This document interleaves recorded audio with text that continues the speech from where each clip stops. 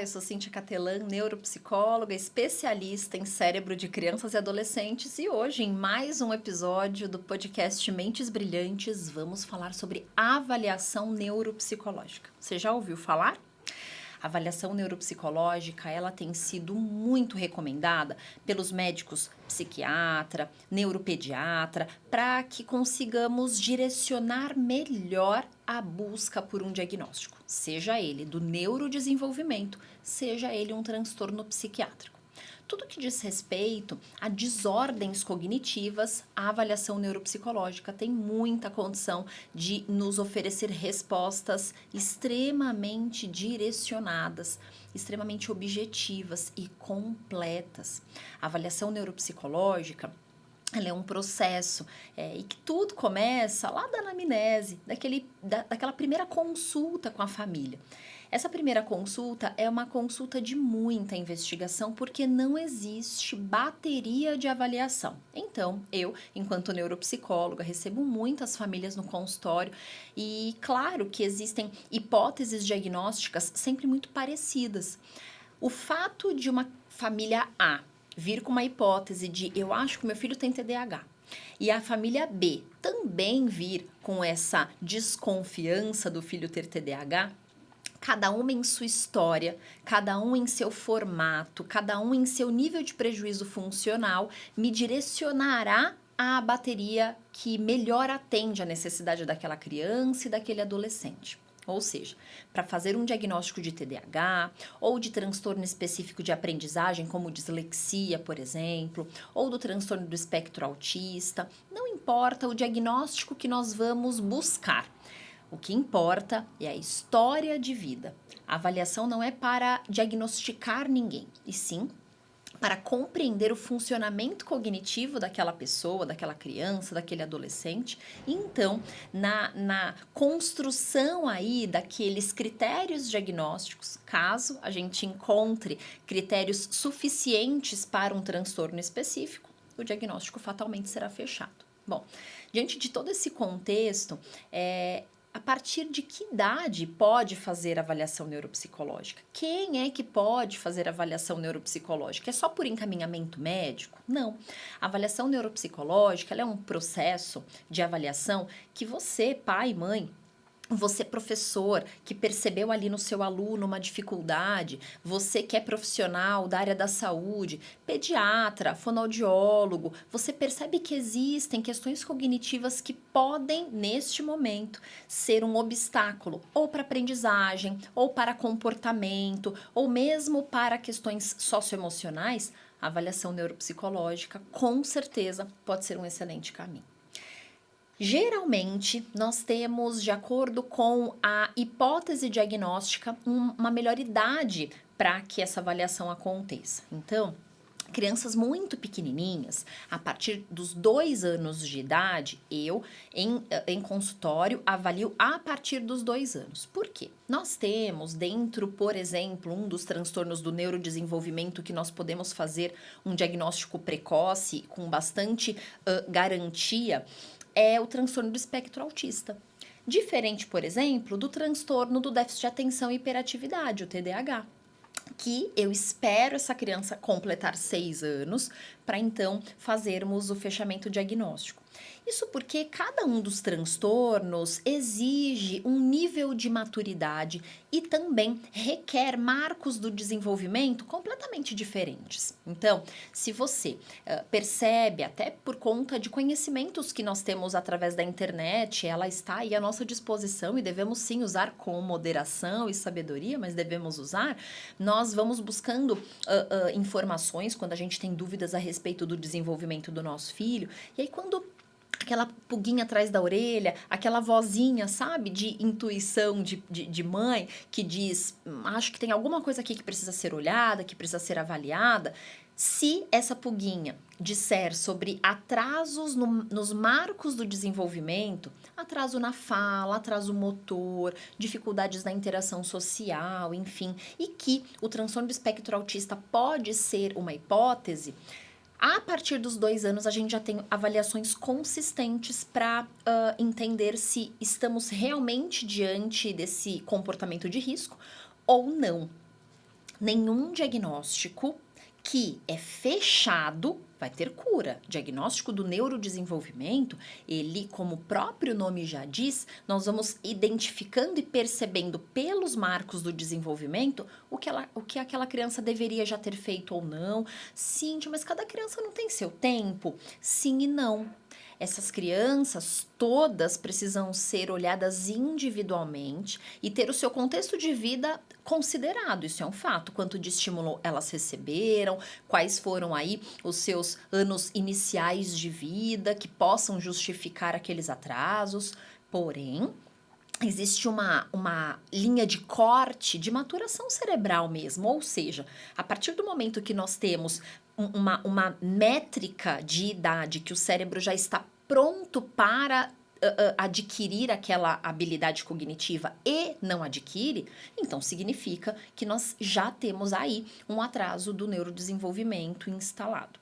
Esse atraso pode ser apenas por falta de estímulo e sim, também pode ser como um sinal de risco para um transtorno. Tudo isso quem vai responder é a avaliação neuropsicológica. Quando nós pensamos, por exemplo, em crianças que sabem muito, que conhecem muito, que têm uma aprendizagem muito acima da média, que a gente desconfia, por exemplo, da superdotação, das altas habilidades. Apesar da avaliação neuropsicológica ser essencial para compreendermos este funcionamento, o que não é um diagnóstico, tá? Altas habilidades de superdotação não é um transtorno do neurodesenvolvimento e não tem classificação diagnóstica, então altas habilidades de superdotação é um funcionamento cognitivo. Logo, não tem número de CID, não tem um diagnóstico para se fechar, e a avaliação neuropsicológica vai contribuir para essa identificação.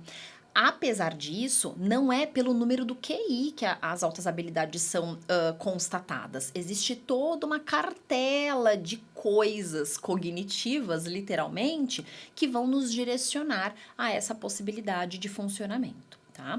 Assim como, por exemplo, o TDAH. O TDAH não necessariamente vai ser constatado na avaliação que ele é desatento, porque, inclusive, é na avaliação que nós podemos descobrir que aquele TDAH não é desatento, ele é só hiperativo e impulsivo.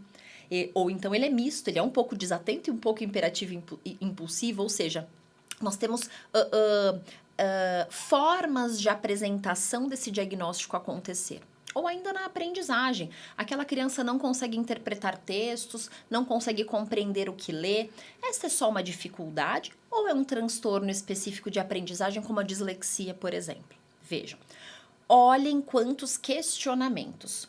Todos eles, com muita tranquilidade, eu afirmo para vocês que vocês encontrarão a resposta na avaliação neuropsicológica.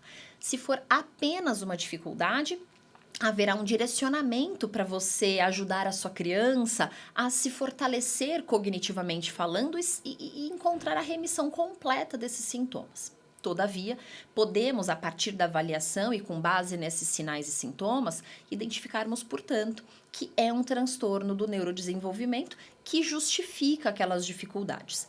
Logo, é a partir desta avaliação que o tratamento é desenhado. Então, o plano de tratamento também vai ser personalizado e individualizado e sempre pautado na avaliação neuropsicológica. Uma outra questão muito importante sobre a avaliação, que eu quero que você entenda, porque você talvez tenha recebido a indicação do médico, a indicação da pediatra, a indicação do fono que acompanha teu filho, de algum profissional ou do professor, enfim. Se você recebeu essa indicação e fica em dúvida para que serve e eu deveria fazer ou não, enfim, tem algo bem importante também para que você compreenda sobre esse processo, é que não só o diagnóstico, mas também as comorbidades que podem vir junto. Então, muitas vezes, nós temos ali sinais muito claros de um TDAH. Só que junto com esse TDAH, que é um transtorno do neurodesenvolvimento e que não necessariamente impacta a aprendizagem, vem também uma dificuldade de leitura e interpretação, por exemplo. Opa, então espera. Será que esse TDAH está com dificuldade na aprendizagem por conta da desatenção? Ele não tem sido atento na aula, logo ele abriu um grande gap aí nessa aprendizagem? Ou nós estamos falando de uma comorbidade, ou seja, um diagnóstico que vem junto, que acontece junto. Então, comorbidade é quando nós encontramos dois dois transtornos do neurodesenvolvimento ou dois transtornos juntos, que pode ser um do neurodesenvolvimento com um psiquiátrico, emocional, como ansiedade, depressão, tá? Ou mesmo dois do neurodesenvolvimento, dislexia com TDAH, TEA ou transtorno do espectro autista com TDAH, tá? Esses diagnósticos podem caminhar lado a lado.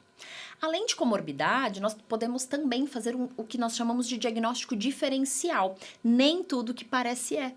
Então, sabe, tem cara de TDAH. E, na verdade, lá na avaliação eu identifico que é pura ansiedade.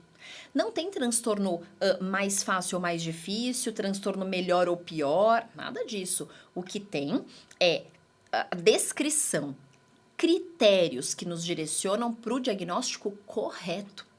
Afinal de contas, quando eu não sei o que exatamente o meu filho tem, eu não sei como direcionar o tratamento. Então, algo que eu quero que você guarde aí no seu coração. Diagnóstico, definitivamente, não é rótulo. Diagnóstico é bússola.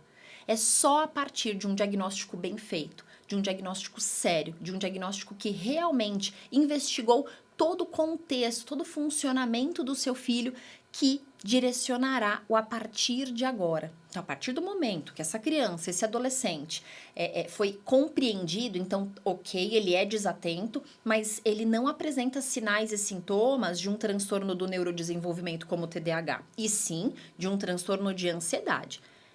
Ninguém que está ansioso, cheio de pensamentos na cabeça, vai ser atento. Ninguém que está deprimido vai ser atento. Então, transtornos de humor também vão trazer e potencializar esses processos atencionais. Vejam quantas respostas podemos encontrar na avaliação neuropsicológica. Não tenha medo de encontrar o nome que justifica a dificuldade do seu filho. Porque está nesse nome o direcionamento daquilo que ele realmente precisa para encontrar as suas virtudes. Esta também é a outra etapa da avaliação. A gente não vai buscar só a fragilidade. Na avaliação neuropsicológica, a gente também identifica virtudes. Por quais rotas de aprendizagem essa criança, esse adolescente se beneficia? Quais são as virtudes cognitivas? Então, nós vamos olhar para essas virtudes e potencializá-las para que elas sirvam como combustível para as fragilidades. Olha quanta coisa nós vamos fazer em um processo só. Então, se encoraje a oferecer para o seu filho um caminho de descoberta. Eu sempre explico para você, pai e mãe, mas eu também ali, quando eu estou com uma criança e um adolescente para ser avaliado, eu explico o que é a avaliação. Para as crianças em geral, eu digo que eu sou como uma detetive, eu vou investigar os problemões, para que a gente transforme em probleminhas. Ou seja, eu vou trazendo junto com a explicação uma perspectiva de que, sabe isso aqui que tem sido muito difícil? Então, já já vai deixar de ser difícil. Pode confiar. E aí esse senso de propósito, de pertencimento, vai construindo motivação. Se encoraje e tope esse desafio. Conhecer é transformador. Até a próxima.